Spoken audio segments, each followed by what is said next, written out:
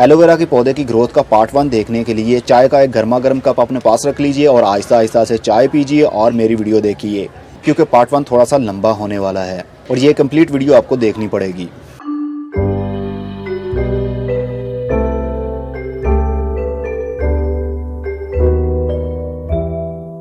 अस्सलामुअलैकुम मेरे दोस्तों, सजनों और बेलियों, मैं हूँ इजहार अहमद और वेलकम करता हूँ आपको किचन गार्डनिंग चैनल पर।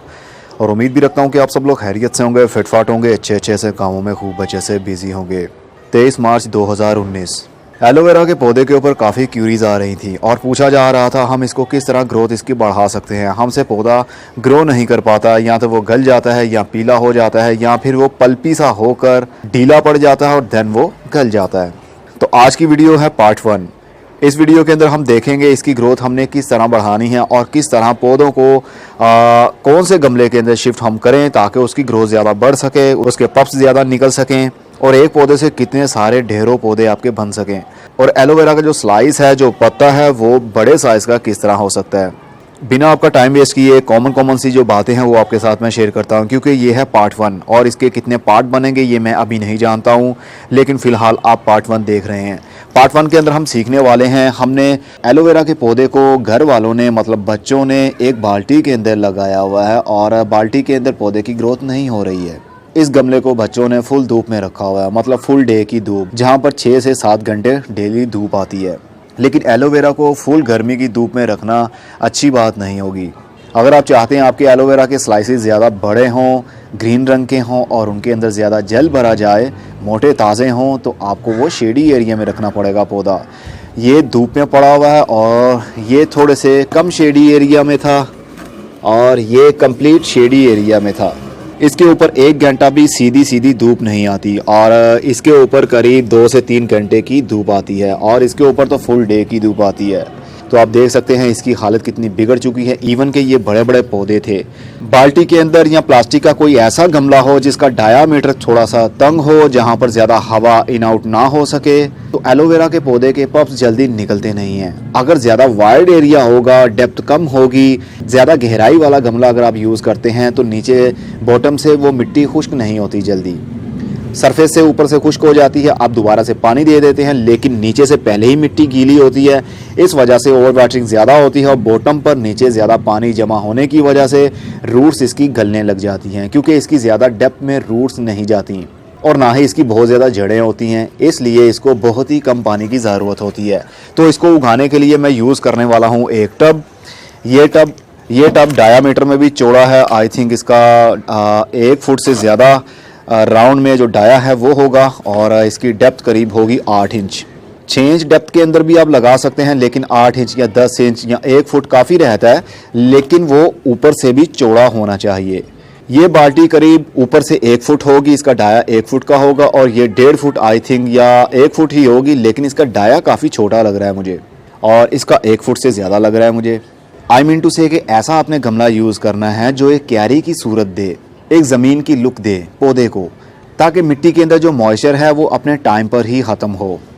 ऐसा नहीं है कि ऊपर से जल्दी खुश्क हो गया और नीचे से खुश्क ना हो। ऐसी प्रॉब्लम ओनली प्लास्टिक के गमलों के अंदर ही पाई जाती है। मिट्टी का गमला जैसे ऊपर है वैसे ही इसका मॉइस्चर नीचे वाली साइड पर भी ख़त्म हो रहा होगा, लेकिन प्लास्टिक के गमलों के अंदर ऐसा नहीं होता। इसलिए बहुत ही कॉम्प्लिकेटेड है उन लोगों के लिए जिनको गार्डनिंग का ज़्यादा एक्सपीरियंस नहीं है।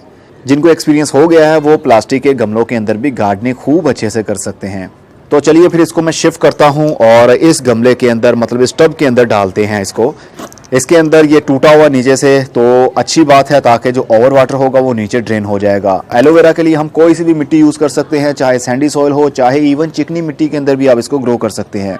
बस इसके लिए ख्याल ये रखना पड़ता है कि मिट्टी ज़्यादा कॉम्पैक्ट ना हो, मतलब मिट्टी इतनी भी, ये जो सरफेस है इसका बिल्कुल स्मूथ नहीं होना चाहिए, बल्कि भुरभुरा सा होना चाहिए, जिस तरह ये है।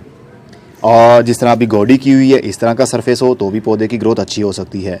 वीडियो की लेंथ मैं जानता हूँ थोड़ी सी लंबी होने वाली है, लेकिन बेसिक बातें हैं जो आप लोगों के लिए बहुत ही ज़रूरी हैं। प्लास्टिक के गमले के अंदर आप एलोवेरा अच्छे से कामयाबी से ग्रो करना चाहते हैं तो मिट्टी के ऊपर और पानी के ऊपर बहुत ही फोकस रखना पड़ेगा आपको। मिट्टी हमेशा ही बुरबुरी रहनी चाहिए, मतलब दानेदार रहनी चाहिए। जिस तरह ये पत्थर टाइप दिख रही है इस तरह रहनी चाहिए। इसको बिल्कुल हमने बारीक नहीं बनाना। अगर बारीक कर देंगे तो मिट्टी ऊपर से जो सरफेस है इसका वो कॉम्पैक्ट हो जाएगा। कॉम्पैक्ट होने की वजह से ग्रीन मॉस उगने लगेगी मतलब हरे हरे रंग की, सब्ज़ रंग की काई जम जाती है सरफेस के ऊपर। और जब बारिश होती है या हम पानी देते हैं तो वो पानी ठीक तरीके से नीचे नहीं जा पाता और सूरज की धूप भी हरी परत के नीचे नहीं जा पाती। इसलिए पौधे की रूट्स अंदर से ओवर वाटरिंग होने की वजह से गलती रहती हैं, पौधा पीला होता रहता है और आहिस्ता आहिस्ता वो मुरझा जाता है। इसलिए मिट्टी को कभी भी आपने ज़्यादा कॉम्पैक्ट नहीं करना, बहुत ज़्यादा हार्ड नहीं बनाना। तो चलिए फिर इन पौधों को हम निकाल लेते हैं।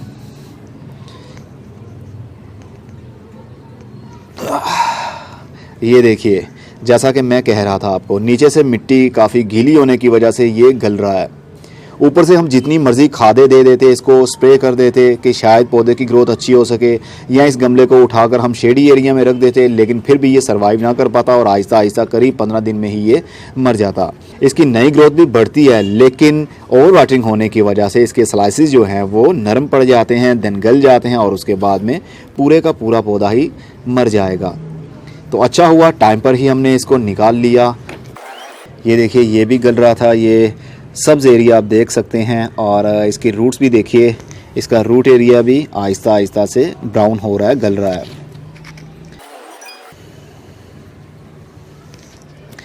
ओके, अब इस मिट्टी को इसी तरह मैं इस टब के अंदर डाल दूंगा।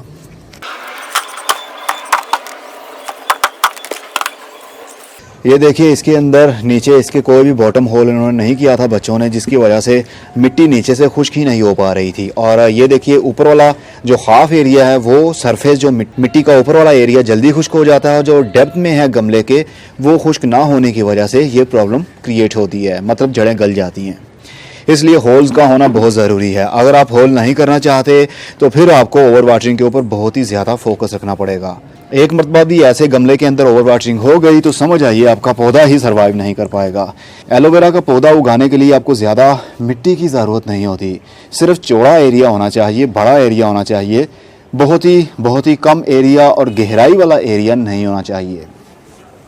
अब ये मिट्टी को मैं बारीक नहीं करूँगा, ये बालू मिट्टी है मेरी, तो ये स्टोन टाइप आपको दिख रहा है, इसको मैं इस तरह बारीक नहीं करूँगा, बल्कि जिस तरह अभी आपको दिख रहा है ये इसी तरह रहेगा। और ये जो स्लाइसिस हैं, हाँ, इसके जो पौधे हैं, सबसे पहले जो ख़राब हैं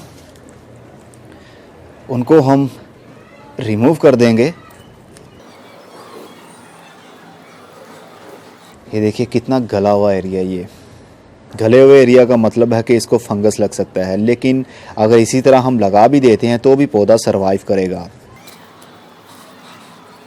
यह है इसका रूट एरिया। अगर यहाँ से हम इसको काट कर लगा दें तो ये ऊपर वाला एरिया भी ग्रो कर सकता है। ये स्लाइस बिल्कुल ही गल रहा है, इसलिए इसको रिमूव कर देना सबसे बेहतर रहता है। अब हम इसको मिट्टी के अंदर इस एरिया तक दबा देंगे।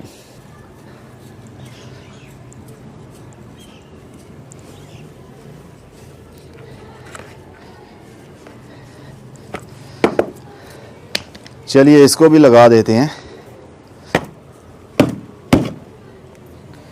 ये देखिए, ये करीब एक जैसा ही है, ये देखिए करीब एक जैसा ही है। जितना मिट्टी नीचे से खुश्क है, गमला नीचे से खुश्क है, उतना ही ऊपर से। मिट्टी के गमले के अंदर ये फ़ायदा होता है। और इसकी रूट्स कोई भी गल नहीं रही है, ये देखिए इसकी रूट्स गल नहीं रही। इसको भी हम बारीक नहीं करेंगे, मोटे मोटे स्टोन ही रहने देंगे।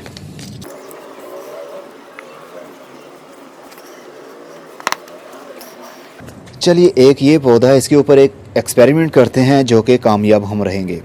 बहुत ज़्यादा जब हम एलोवेरा के पौधे को रीपोर्ट करते हैं, जो एलोवेरा का पौधा होता है उसका जो रूट एरिया है वो काफ़ी लंबा बन जाता है, तो हमें लगाने में काफ़ी दिक्कत होती है। हमारे गमले की इतनी डेप्थ ही नहीं होती है कि उसको ज़्यादा गहराई में लगा सकें। इसलिए ऐसे पौधों को यहाँ से हम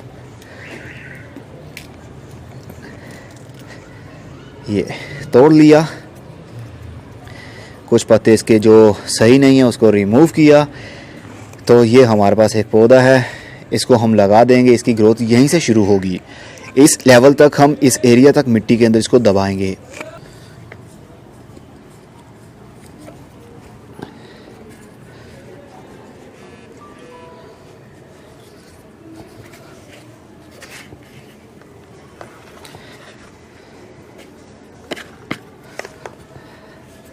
इसको थोड़ा सा और नीचे दबाना पड़ेगा क्योंकि आई थिंक मुझे लग रहा है जैसे ये कम गहराई में है। ओके। अब ये भी है, इसको भी लगा देते हैं। नीचे वाले बुरे पत्ते इसके रिमूव कीजिए और इसको, आप देख रहे हैं मिट्टी ज़्यादा गीली नहीं है। अगर बहुत ज़्यादा गीली होगी मिट्टी तो प्रॉब्लम होती है। अब ये छोटा सा टाइनी सा पौधा है, इसको भी हम इसी तरह लगा देते हैं। ये प्लास्टिक के गमले के अंदर लगा हुआ है, लेकिन ये देखने पर काफ़ी खूबसूरत भी लग रहा है, क्योंकि ये हमने शेडी एरिया के अंदर रखा हुआ था, जहाँ पर पूरे दिन के लिए धूप नहीं आती, बल्कि इसके ऊपर सिर्फ सूरज की रोशनी आती है, जो कि ब्राइट लाइट जिसको कहते हैं। सिर्फ सूरज की रोशनी आती है, धूप नहीं। इसको भी ज़्यादा ओवर वाटरिंग हो रही थी, लेकिन शेडी एरिया में रहने की वजह से इसकी ग्रोथ अच्छी थी। ये देखिए नई रूट्स डेवलप हो रही हैं।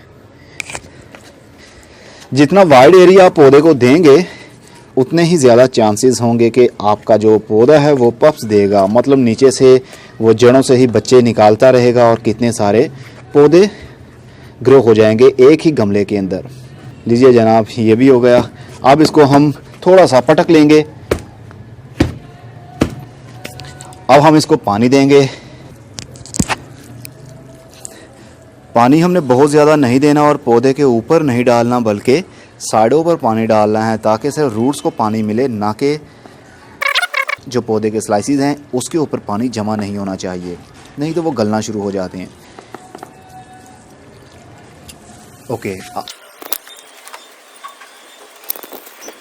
आपने नोट किया मैंने गमले के अंदर स्टब के नीचे मिट्टी भरने के बाद उसको बेडिंग नहीं की उसकी। अक्सर मैं जब भी पौधा लगाता हूँ सबसे पहले थोड़ी सी मिट्टी डालता हूँ, उसको अपने हाथों से बेड बनाता हूँ, सख्त कर देता हूँ, ताकि जो पानी हम दे रहे हैं वो एकदम से नीचे से बाहर ना निकल जाए। लेकिन एलोवेरा के लिए ऐसा नहीं करना।